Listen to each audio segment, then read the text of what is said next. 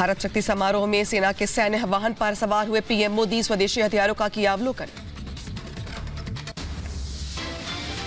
पोखरण में तीनों सेनाओं की टुकड़ी के साथ पीएम मोदी ने खिंचवाई फोटो। रक्षा मंत्री राजनाथ सिंह, सीडीएस जनरल अनिल चौहान समेत तीनों सेना प्रमुख मौजूद रहे।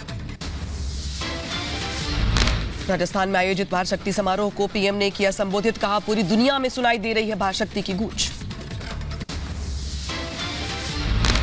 भारत शक्ति का ये उत्सव शौर्य की भूमि राजस्थान में हो रहा है, लेकिन इसकी गूंज सिर्फ भारत में ही नहीं, पूरी दुनिया में सुनाई दे रही है। अपने संबोधन में प्रधानमंत्री ने की जवानों की तारीफ, बोले तीनों सेनाओं का पराक्रम देख रहा है देश। तीनों सेनाओं का जो पराक्रम देखा वो अद्भुत है। आसमान में ये गर्जना, जमीन पर ये जांबाजी नए भारत का आह्वान है। राजस्थान के जैसलमेर में भारत शक्ति अभ्यास, पोखरण फील्ड फायरिंग में भारत शक्ति अभ्यास में पीएम मोदी हुए शामिल। पोखरण में दिखा तीनों सेनाओं का दम, तीन सेनाओं की स्वदेशी रक्षा अस्त्र प्रणालियों का शानदार प्रदर्शन। जैसलमेर में फाइटर जेट दुर्घटनाग्रस्त हुआ, शहर से 2 किलोमीटर दूर हॉस्टल पर गिरा हेलीकॉप्टर, क्रैश होने के पहले दोनों पायलट हुए एग्जिट। हॉस्टल पर फाइटर जेट गिरने के बाद हुआ ब्लास्ट, आसमान में नजर आया काले धुएं का गुबार। फाइटर जेट क्रैश होने में किसी के घायल होने की खबर नहीं, घटनास्थल पर रेस्क्यू ऑपरेशन जारी, मौके पर दमकल की गाड़ियां भी मौजूद। नायब सिंह हो गए हरियाणा के नए मुख्यमंत्री, बीजेपी विधायक दल की बैठक में नायब सिंह के नाम पर लगी मोहर। नायब सैनी ने हरियाणा के राज्यपाल बंडारू दत्तात्रेय से की मुलाकात, सरकार बनाने का पेश किया दावा। शाम 5 बजे होगा नए सीएम का शपथ ग्रहण, कुरुक्षेत्र से सांसद है नायब सिंह। हरियाणा के मुख्यमंत्री मनोहर लाल ने अपने पद से दिया इस्तीफा, राज्यपाल को सौंपा त्याग पत्र, लोकसभा चुनाव लड़ने की उम्मीद। हरियाणा में बिना जीजीपी के बनेगी नई सरकार, निर्दलियों के समर्थन से नई सरकार का होगा गठन। हरियाणा में गठबंधन टूट और विधायकों की दल बदल की खबरों के बीच जेजेपी विधायकों की बैठक जारी, चौटाला फार्म हाउस में चल रही सभी विधायकों की बैठक। हरियाणा में हुए सियासी हलचल पर बोले कांग्रेस नेता दीपेंद्र हुड्डा, जो हो रहा है वो जनभावना के खिलाफ है, स्थिरता हम बनाए हुए हैं। एआईएमआईएम चीफ असदुद्दीन ओवैसी ने सीएए को बताया असंवैधानिक, कहा धर्म के आधार पर बना कानून, सीएए को एनपीआर और एनआरसी से जोड़कर देखा जाना चाहिए। सीएए पर उमर अब्दुल्ला का बयान, चुनाव से पहले सीएए के माध्यम से धार्मिक कार्ड खेला जा रहा है।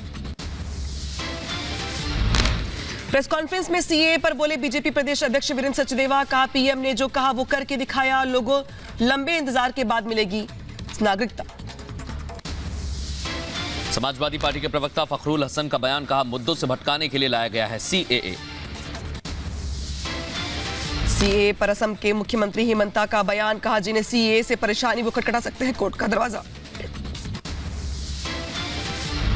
सीएए पर बोले केंद्रीय मंत्री अनुराग ठाकुर, बयान सामने आया, कहा जो संकल्प लिया था उसे सिद्धि तक पहुंचाने का काम किया जा रहा है। सीए पर बीजेपी नेता राजेंद्र राठौर का बयान, कहा देश कर रहा सीए का स्वागत, लंबे इंतजार के बाद आया बड़ा फैसला। देश में सीए लागू होने पर हरियाणा के गृह मंत्री अनिल विज का बयान, कहा मोदी जी ने बहुत शान का काम किया है। देश में सीए लागू होते ही जामिया में अलर्ट, रैपिड एक्शन फोर्स की 3 कंपनियां तैनात, सुरक्षा के लिए पुख्ता इंतजाम। राजस्थान के जयपुर में सीए कानून लागू होने के बाद पाक विस्थापितों में खुशी की लहर, सीए लागू होने के बाद मना रहे हैं खुशी। सीए लागू होने पर अमित मालवीय का ट्वीट, लिखा बंगाल में जश्न का माहौल, सीए लागू होने से लोगों में खुशी है। सीएए लागू होने के बाद दिल्ली पुलिस का फ्लैग मार्च, क्रियान्वयन को लेकर अर्धसैनिक बलों ने फ्लैग मार्च किया। यूपी के आगरा में सीए लागू होने के बाद खुशी का माहौल, लोगों ने मिठाई बांटकर किया सरकार का धन्यवाद।